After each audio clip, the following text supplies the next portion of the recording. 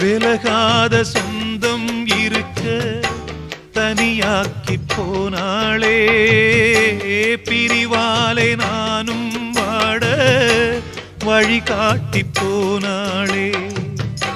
விலகத்தான் நினைக்கிறேன், விலங்குதான் போட்டியே, கலங்கித்தான் தவிக்கிறேன், கேள்விதான் கேட்டியே.